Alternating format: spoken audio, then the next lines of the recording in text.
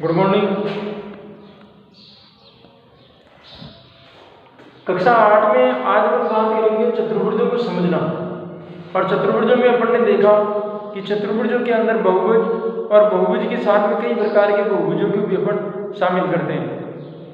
प्रत्येक बहुभुज के अंदर जितनी भुजाएं होती हैं उतने अंतःकोण होते हैं और उतने ही बाह्य कोण होते हैं। आज उन्हीं कोणों, अंतःकोण और बाह्य कोणों के योग के बारे में अपन चर्चा करेंगे। आइए उनसे पहले अपन उनके जो कोण हैं उन कोणों का योगफल ज्ञात करने के अपन सूत्रों के बारे में अध्ययन करेंगे। नंबर 1, अगर किसी बहुभुज के अंदर किसी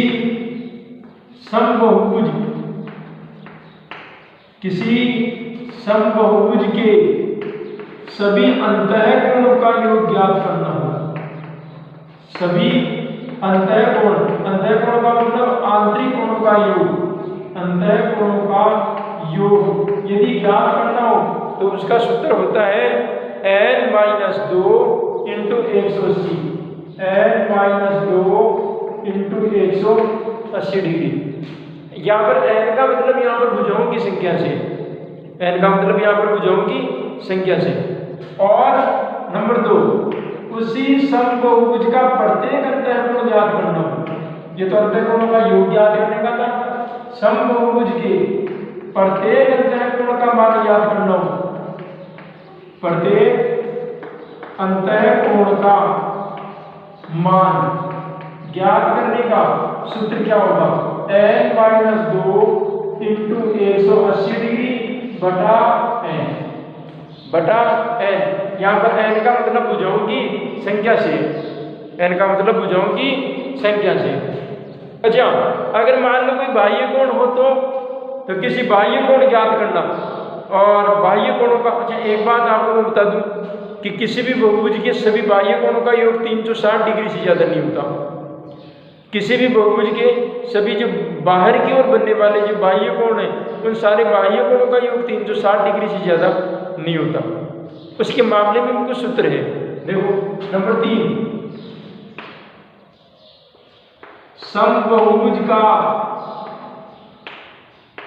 समबहुभुज की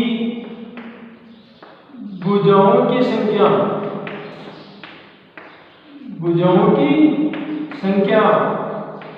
ज्ञात करना। यदि एक बाह्य कोण दे रखा हो, यदि एक बाह्य कोण दे रखा हो तो उसका सूत्र होगा n = 360 डिग्री बटा एक बाह्य कोण। एक बाह्य कोण 360 डिग्री में एक बाह्य कोण का भाग दे देंगे तो यहाँ पर n जो कि भुजाओं की संख्या है वो भुजाओं की संख्या ज्ञात होकर के आ जाएगी। अब ये 360 कहाँ से आया? अभी मैंने थोड़ी देर पहले बताया कि किसी भी बहुभुज के अंदर बनने वाले सभी बाह्य कोण हैं उन सभी बाह्य कोणों का योग 360 डिग्री के बराबर होता है। 360 डिग्री से ज़्यादा नहीं होता।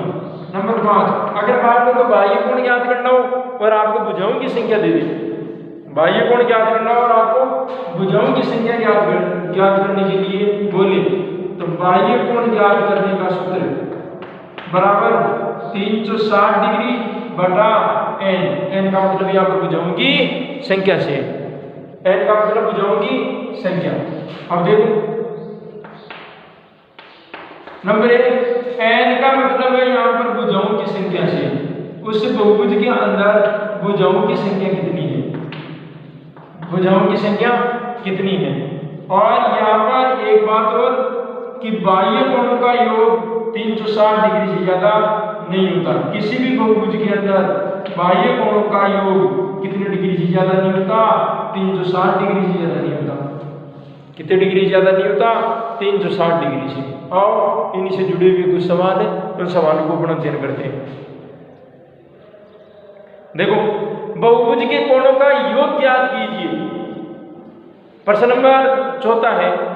प्रश्न नंबर 4 के अंदर एक पहला, दूसरा, तीसरा ये कुछ डायग्राम को देख करके आपको पता लगाना है कि ये कौन सा बहुभुज है, उत्तल बहुभुज है, चतुर्भुज है, त्रिभुज है, इसके विकर्ण के आधार पर कौन कौन से बहुभुज है वो आपको बताने हैं। तो उसके लिए तो कोई ज़्यादा बहसबाजी वाला काम नहीं है कि उसको करवाना पड़े। वो एक कॉमन सेंस की बात है, ऊपरी सतह पर मेरे ख्याल से वो सवाल हो जानी चाहिए। प्रश्न नंबर 4 में देखिए आप, प्रश्न नंबर 4 क्या कहता है कि उस बहुभुज के सभी कोणों का योगफल ज्ञात करो। उस बहुभुज के सभी कोणों का योगफल ज्ञात करो जिसके अंदर 7 भुजें हो, जिसके अंदर 7 भुजें हो, 8 भुजें हो और 10 भुजें हो, 8 भुजें और 10 भुजें हो। एक ऐसे बहुभुज के सभी अंतःकोणों का योग ज्ञात करना है जिनमें 7 भुजें हो, 8 भुजें हो और 10 भुजें हो। तो देखो सभी अंतःकोणों का योग ज्ञात करने का सूत्र है n-2 गुना 180, n-2 गुना 180। तो देखो सभी अंतःकोणों का योगफल ज्ञात करने का सूत्र है n-2 गुणा 180 डिग्री। n का मतलब भुजाओं की संख्या 7 - 2 और गुणा 180 डिग्री। 7 में 2 को उठाओ 5 और 5 गुणा 18, सॉरी 180, 180 गुणा करो 0, 4 में 900 डिग्री हो गया साहब। तो 7 भुजाओं वाला अगर कोई समबाहुभुज है उसके सभी अंतःकोणों का योगफल कितना होगा? 900 डिग्री। यानी उसके अंदर 7 कोण बनेंगे क्योंकि समबाहुभुज और सप्त समबाहुभुज के अंदर बनने वाले 7 जो अंतःकोण है, अंदर की ओर जो बनने वाले कोण है, उन सभी कोणों का योगफल कितना होगा? 900 डिग्री। कितना होगा? 900 डिग्री का। और अगर किसी में भुजाओं की संख्या 8 हो तो भुजाओं की संख्या 8, यहाँ पर n का मतलब भुजाओं की संख्या, तो n का मतलब जहाँ 7 था वहाँ 7 रख दो, वहाँ जहाँ 8 था वो 8 रख दो, भुजाओं की संख्या 8 है। तो योगफल ज्ञात करने का सूत्र क्या है? n-2 गुणा 180 डिग्री, n-2 गुणा 180 डिग्री। तो n का मान 8 - 2 गुणा 180 डिग्री, कितने बच गए? 6 गुणा 180 डिग्री, सही। 18 छिगी 108, 108। तो 1080 डिग्री होता है, 1080 डिग्री। तो इस प्रकार से 10 भुजाओं वाला बहुभुज का भी आप ज्ञात कर सकते हैं कि किस प्रकार से इनके सभी अंतःकोणों का योगफल आएगा। यह आपको पढ़ना है। अगला सवाल देखिए, आपको उस बहुभुज का नाम बताना है। प्रश्न नंबर 5वां, उस बहुभुज का नाम बताइए जिसमें 3 भुजाएं हो, 4 भुजाएं हो और 6 भुजाएं हो। कितनी भुजाएं हो? 6 भुजाएं हो। उस बहुभुज का नाम बताइए जिसमें 3 भुजाएं हो, 4 भुजाएं हो और 6 भुजाएं हो। 6 भुजाएं हो। देखो 3 भुजा वाली जो आकृति होती है उसको तो त्रिभुज पढ़ते हैं, तो आज भी त्रिभुज ही होगा। अब मैं ये तो कह नहीं सकता त्रिबहुभुज, अब जिस आकृति का नाम त्रिभुज है तो त्रिभुज ही रहेगा,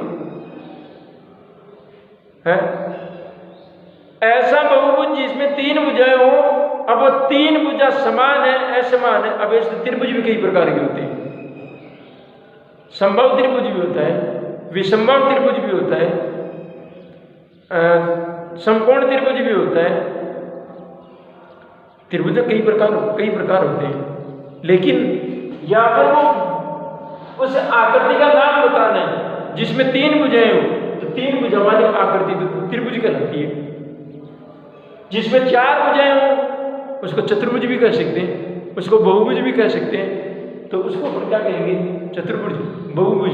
आयत भी होता है लेकिन वो बहुभुज की श्रेणी में आता है, तो ऐसी परिस्थिति में आप उसको चतुर्सम बहुभुज भी कह सकते हैं। 6 भुजाएं हो षट बहुभुज कहलाएगा। क्या कहलाएगा? षट बहुभुज कहलाएगा। 7 भुजाएं हो सप्त बहुभुज कहलाएगा। 8 भुजाएं हो अष्ट बहुभुज कहलाएगा। 9 भुजाएं हो नव बहुभुज कहलाएगा। तो संस्कृत में आते हैं, संस्कृत वर्ड यूज करना है। 10 भुजाएं हो 10 बहुभुज कहलाएगा, है? अब पूरी संस्कृत लगेगा दशम बहुभुज। तो ये दशम वशम ये कोई लेना देना नहीं है उसका। आपको 10 भुजाएं और 10 बहुभुज, तो इस प्रकार से आपको बहुभुज के प्रकार, ये भुजाओं के आधार पर प्रकार है बहुभुजों के, ये बहुभुजों के प्रकार भुजाओं के आधार पर है। अब देखिए एक सवाल और, प्रश्न नंबर 6, प्रश्न नंबर 6 का पहला, प्रश्न नंबर 6 का पहला, एक चतुर्भुज बना रखा है। इस चतुर्भुज में पहला कोण 50 डिग्री का है, दूसरा कोण 130 डिग्री का है, तीसरा कोण 120 डिग्री का है और चौथा कोण x का है। तो अपने को x का मान बताओ कि वहां पर चतुर्भुज का ये चौथा कोण कितने डिग्री का है, ये चौथा कोण कितने डिग्री का है। तो पहले बात तो ये बताओ कि चतुर्भुज के चारों अंतः कोणों का योग कितना होता है, 360 डिग्री। और 360 होता है कि नहीं होता, अपने पास में सूत्र है ना।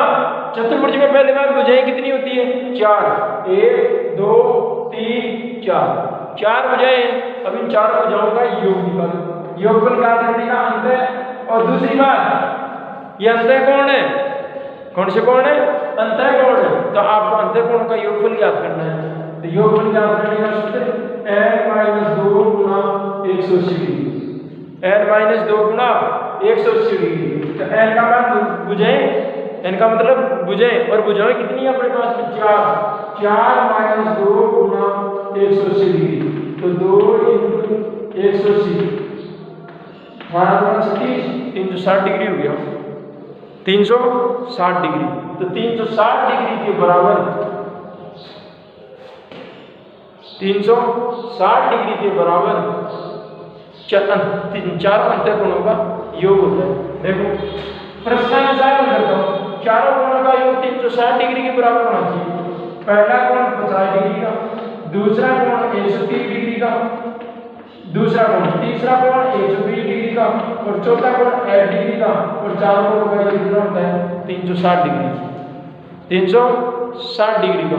अमल करो, जो जुड़ने वाले हैं उनको जोड़ो, 120 250 300, 300 डिग्री प्लस 60 डिग्री बराबर 360 डिग्री, 360 डिग्री। तो x बराबर 360 डिग्री माइनस 300, पक्षांतर करेंगे, प्लस का पक्षांतर करने पर माइनस का। तो x बराबर कितने डिग्री बच गया, 60 डिग्री।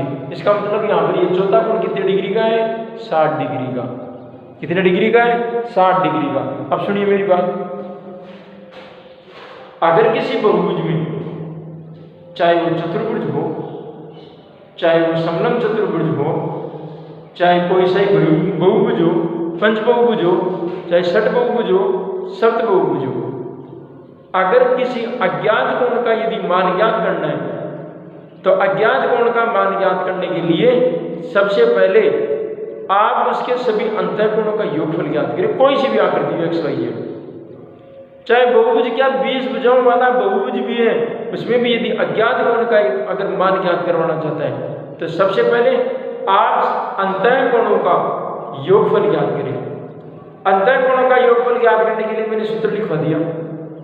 यह सूत्र लिखने के बाद आप सभी कोणों का योगफल आ जाएगा, यहां तक कि उस कोण को भी योगफल में शामिल हो गया जिस कोण को अपने को ज्ञात करना है, वो कोण भी उसी योगफल में शामिल हो जाएगा।